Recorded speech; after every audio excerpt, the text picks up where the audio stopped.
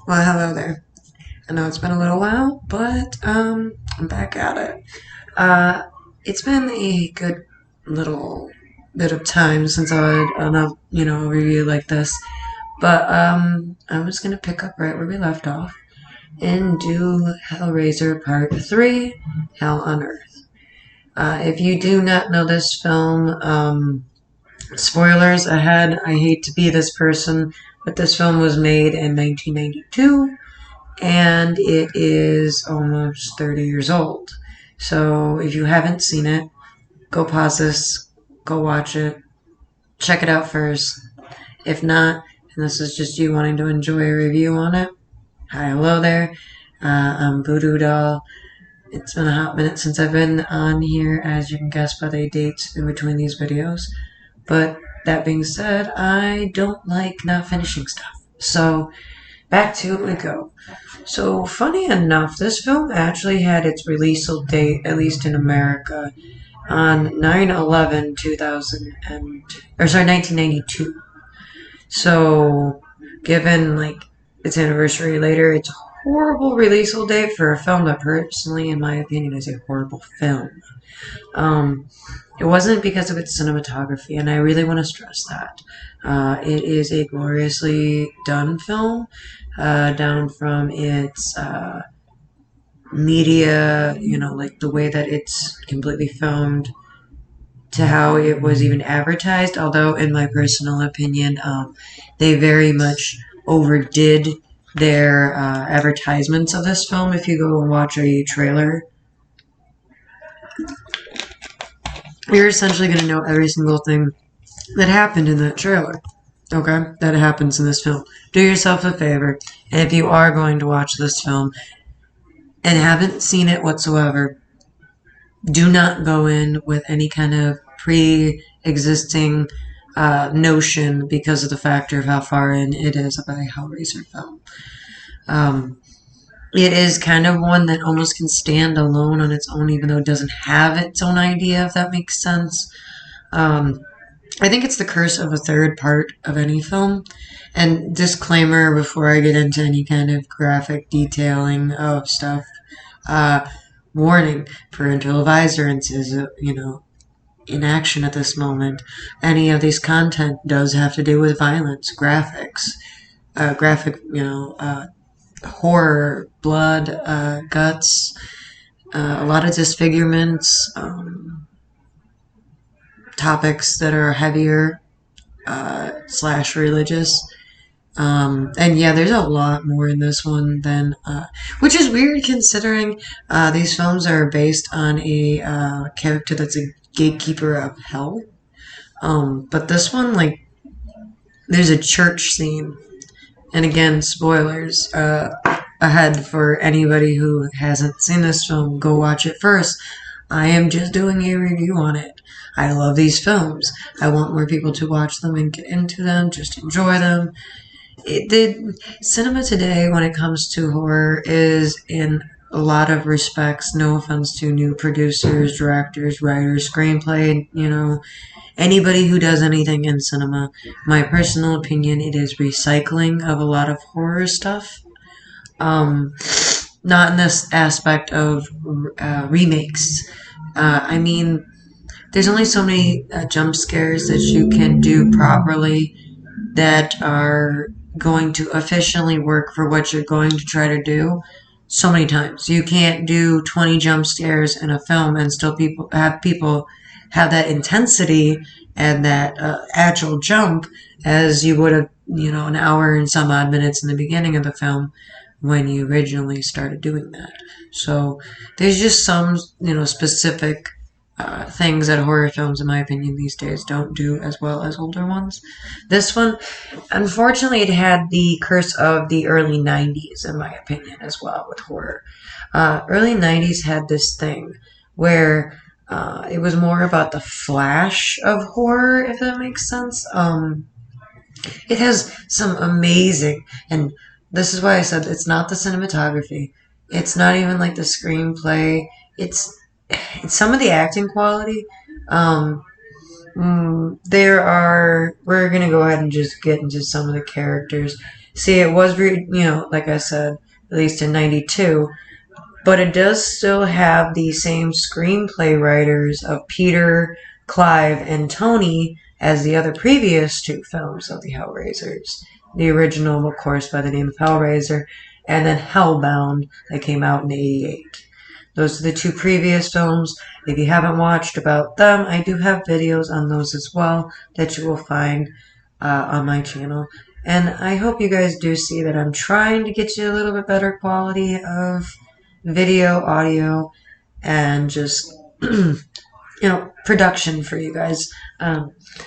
When I'm doing these videos, I'm not doing it for any kind of anything. I don't expect these videos to ever really reach very many people. If they ever do, cool beans, and I'll be able to look back on this and actually laugh at myself at how cringe I am right now. But, like, I do these for me. So, for anybody who's, like, thinking, oh, why don't you do more modern films, or why don't I do reviews on films that are just coming out? Well, these are my favorite films. And Hellraiser was one of that series, and this is a question that I was asked to do, was why don't you do your first, your favorite horror movie series and do the reviews on those films and then go from there. And Hellraiser actually it's that scene in the very first one when he's coming together from the skeleton that just hooked me on this series. And with this one, it was kind of lackluster in a lot of ways because it's not that they are bad characters in any means. Like, Part 3 is a very weird film. You get this character named Joey. Joanna. She is what you follow as the main character, and she's a news reporter, and she's trying to get the latest scoop. And she's doing a piece that she kind of seems to think is a fluffer kind of story. Like, you just get stuck with those stories when you're brand new as a news reporter, is essentially how she feels about this story that she's reporting on, right? And it's at the hospital. And this gurney gets dragged past her in the beginning. Sorry. Gets dragged past her. And she just follows. Like, she's a news reporter, so it's not essentially out of the question. It's still a little odd, in my opinion. I guess I'm not a news reporter, so I don't really think to do stuff in that kind of aspect. But she follows him in, and it's this weird scene where, like, you as the viewer can see what's truly going on because it's supposed to be that way. You're a third-party viewer, and you're seeing it in a different perspective than what the characters are seeing. Because to them, they just see this young man writhing on a gurney in pain with blood spewing for no reason. And I do warn, like I said, this isn't a film that you should watch unless you're, like, at least... I know I wasn't, like, until I was, like, 13, 14 that I was allowed to watch more gory ones like this. Just because, my mother knew by the time I went through school, that's when she had learned about that kind of stuff. So, like, there's no point in trying to stop your kid at that point because they're already seeing it in other medias. And the truth is with that is you just mediate it, in my opinion. But, to each parent their own, do your own thing. More power to you. If it were me, like, I probably would stick with the same thing of, like, 13. Or unless, like, they asked me specifically to watch it with them.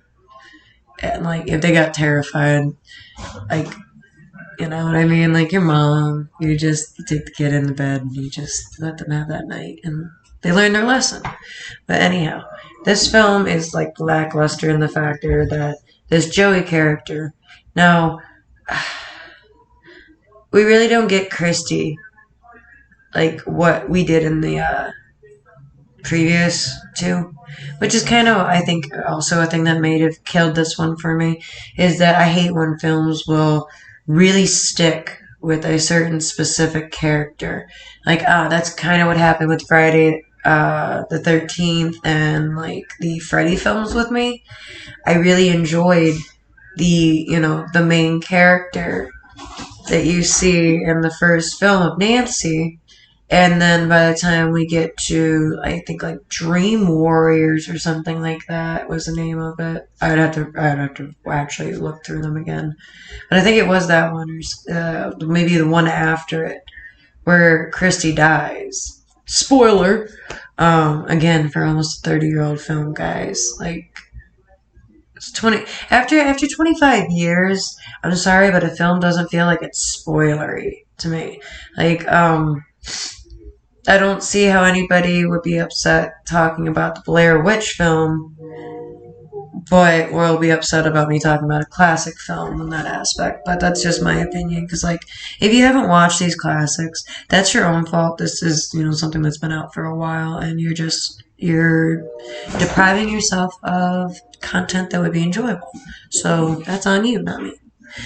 So like, yeah, and she dies in it, and it's like, yeah, they bring her back in later films, and like, in Dream Child, I think is not Dream Child, New Nightmare, the newest one. Well, not anymore because they revamped them entirely. And again, with that, don't redo your films. That's just annoying to me. Anyhow, with this one, we follow, like I said, Joey is what everybody calls her in the film, and she basically has where she's trying to follow this story, like I said. Well, the young gentleman, he came in with a young woman who was bringing him in, and apparently they were at a nightclub that's called the Boiler Room. Well, the Boiler Room is owned by J.P. Monroe, is the character's name, and he's basically your classic, pardon my language because of YouTube, but douchebag. He's the rude, he's womanizing, he's a user, and not in the aspect of what people think. He's a lot like Frank. Like, he's the new Frank. I just think he's modern, where he has all of this money because of this nightclub, and like he just buys extravagant things to just lure these women in, and none of it works because it's very much like Frank, where he's just not satisfied. Well, he buys this ridiculous pillar that's an art piece, supposedly, right? Well, no, actually, you remember that at the end of part 2 that I mentioned about that pillar that came out of the bed? I told you it would come and like play later, did I not, in that last one? Well, here's where it comes into play. It got bought by JP, and what ended up happening is the young man that we see in the beginning, he was the one who delivered the piece, and I guess best way to put it is the first blood that Pinhead got to experience was JP's delivery guy, who was brought in, and we come to find out later, by his girlfriend. I think her name was Terry? Maybe? Or Sandy, something like that. She wasn't really that much of an important character. She was supposed to be because she was JP's girlfriend, but like they played her off in this very insignificant way. Like, she had one important part where you almost got a backstory, and like you almost cared about this character, because she talks about how she doesn't dream and how she wishes she could dream, and like that comes into play importance because like she betrays JT, and like ends up running to Joey because she's being abused by JB, and like there's so much that goes on in the first like half an hour of this film that like I'm not even giving you very much detailing. Like, there's so much in between, and I just feel like that this would be a very long video if I went detail by detail like I have the other ones. Very long story. 'Cause like I said, I really don't like this film. It's not its design. Sets are amazing. The sets are phenomenal. Okay, like it gives you this almost dark. I don't know if any people remember this film because I'm dating myself. There was a film called The Crow, and in that they make the city very dark and groomed to look like it's just a really broken down city all around. It doesn't matter if you're looking at the really, really trashy part that's supposed to look like the ghetto, or if you're looking at the houses that are more expensive. They're not that far in difference in this city. And it really, like, I think Tim Burton also, like, some of his vibes come, like, through, but, like, it's hard to describe because in this film it's 92. So I hate to say this, but Tim was actually a director in that time period where he had been working independently to try to get Nightmare Before Christmas done around 92. So his art technically was floating around because he was doing other films at the exact same time. It was just Nightmare Before Christmas was this fever dream that he had, I think, since, like, I want to say, like, 87 or something like that, that he had drawn up in a diner. So he was pushing for that, and, like, there was, like, 3 different companies that didn't want to take his film of Nightmare Before Christmas, which is why it's called Tim Burton's Nightmare Before Christmas, because he actually had the full copyrights until he sold it to Disney more recently. And it still has where it says Tim Burton's because he gets a profit from it. He was smart with his film because nobody wanted to take on his film. So he bought the full copyrights. And, like, he's made buck from that film. So go him on that. But back to this. Basically, my personal opinion is like, it's got great sets. Costumes, certain ones were kind of, like, a little too much try-hardy for me. I also get, like, okay, I am a 90s child, guys. So 90s films to me hit a different spot because I'm used to seeing very cheesy ways of people deciding how they think futuristic or modern or stuff that's supposed to be being done, like, you know, like, trend wise, not always hits properly. But this one, I hate to say it, it really is set with costumes properly for the 90s trends. It's just looking back on it, like, you kind of go, ooh, cringeworthy with some of the, like, set clothing. It's gonna look really dated. But I will say, you are gonna love when, you know, like, there's certain carnage scenes. Like, there's a bar scene that if you watch this film and you like carnage, you're gonna love it, okay? It's bloody, it's gory, it's glorious in all aspects of film itself. I will give some honorable mention moments for this film so that this video isn't more than maybe 30 minutes because it's just how my reviews go. I tend to ramble, if you haven't guessed by the previous two. But in this one, a whole lot of stuff happens that seems like a lot of stuff, but when you break down the story, what ends up basically happening is this character, Joey, that we've mentioned. She literally gets involved, like I said, because she was a news reporter. We come to find out she's got a little bit more about her than just a news story. Turns out her dad was a soldier, I believe in World War II, which we already know the previous character of Captain Elliot is from, so I believe, or World War One. But he basically connects with Joey in a dream that she's having, where she's, like, lucid dreaming. It's the best way to put it. And she connects with, you know, Elliot, and they just have this really long conversation where she basically gets help from Pinhead because she's been foolish enough when she's gotten the box, who, you know, that's why I mentioned PJ before. When he got the pillar, he was, again, spoilers, he was killed by the pillar by Pinhead by being tricked by his girlfriend. He got knocked out by her because he was trying to do horrible things to her. She tried to escape. Pinhead convinced her, hey, this douche, he was going to just really hurt you. How about you give him to me?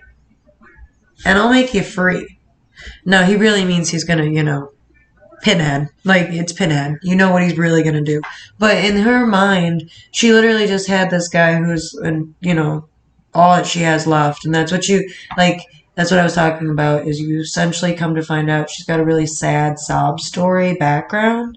Like a abusey, just been hopping from place to place. She doesn't know where she belongs in the world. So for this creature, this thing that's in this pillar, just say, hey, give me this guy that's gonna hurt you anyways, and I'll make that all go away.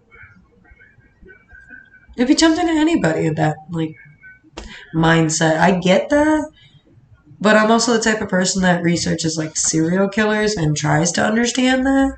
Like I actually, when I was younger, wanted to become a psychiatrist to understand why the human mind wants to do certain actions like that. What would lead a person to be the type to do those actions? So I get that. But that's an entirely different topic than what we're talking about here. So I get her in her moment of there you go kind of deal. But she does. She essentially gives him to Pinhead, and Pinhead gets released. And the only important thing that you need to take from this film, if I can save you almost an hour and some odd minutes, and have you just understand, because you could skip this film. This is why it's taken me so long to do this one. I really hate this movie. Like, there's not very many horror movies I hate. I will watch the most cheesiest horror movies.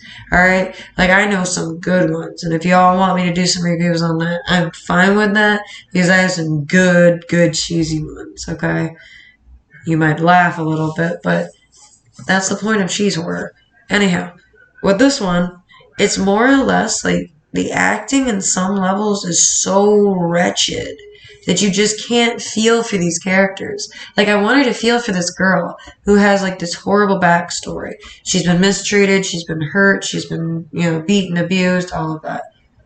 But when it came down to it and, like, listening to her acting and trying, I don't know why they gave this role to this woman. And no offense to her, maybe she just, wasn't her best casting spot for her or whatever.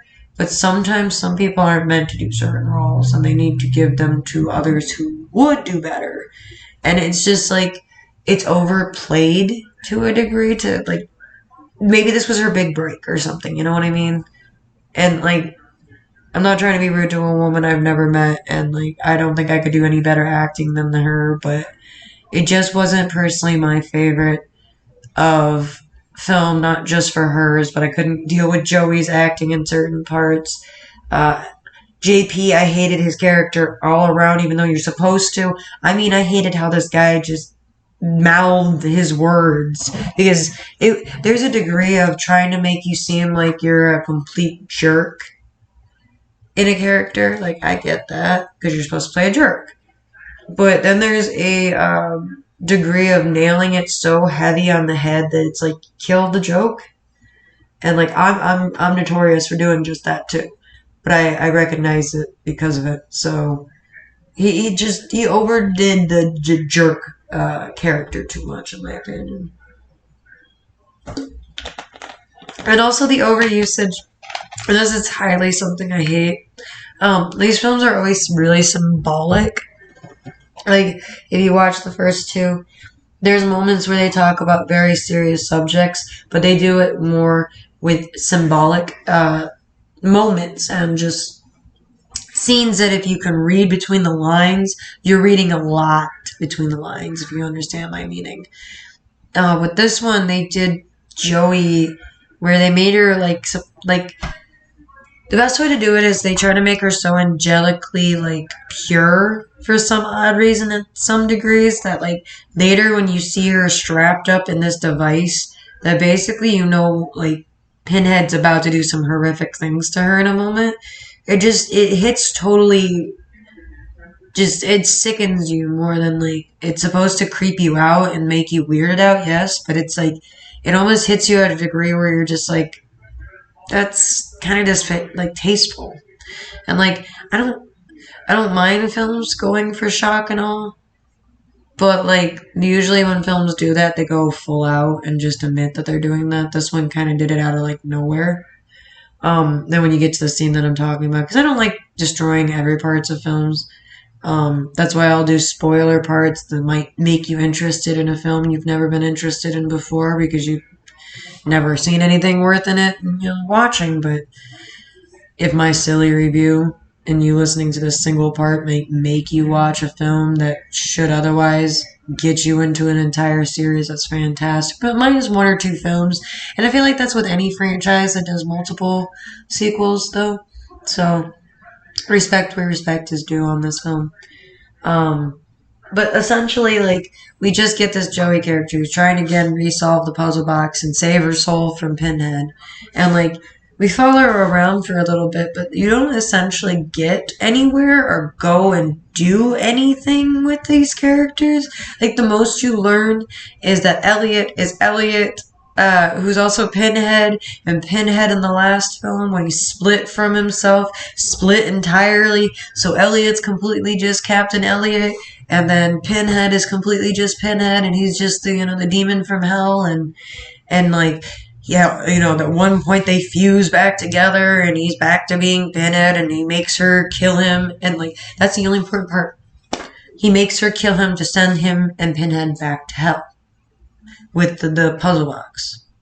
And then, spoiler for the end, she saves the day by closing up the box, and she's good, she's free. I mean, all her friends are dead, but she's good and she's free. So again, like, I'm sorry if I'm spoiling this film for anybody, but it is like 92, guys.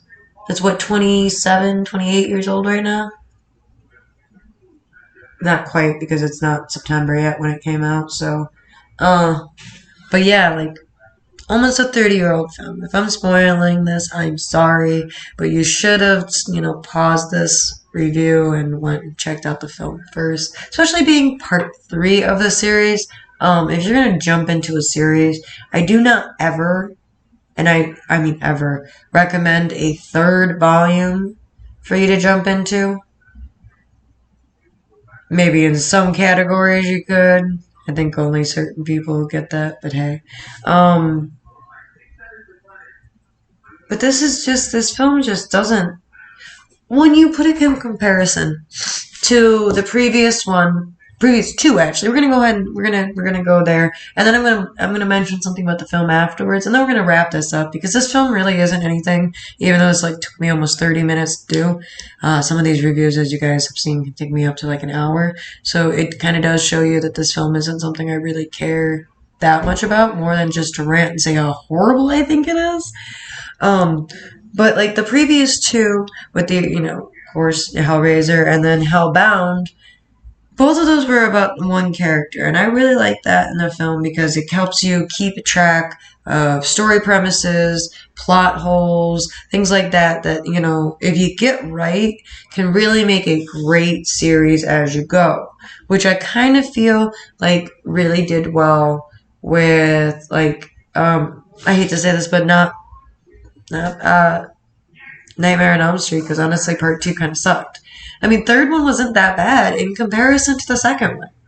Like, in my personal opinion, the second one was oddly just horrible. And then, like, I think that maybe he got back his copyrights for the third one. I'm gonna have to look into that, because I do like the Friday the 13th movies, and I do like the Nightmare on Elm Street series. I also like, the Halloweens. Like, I plan to get into those series.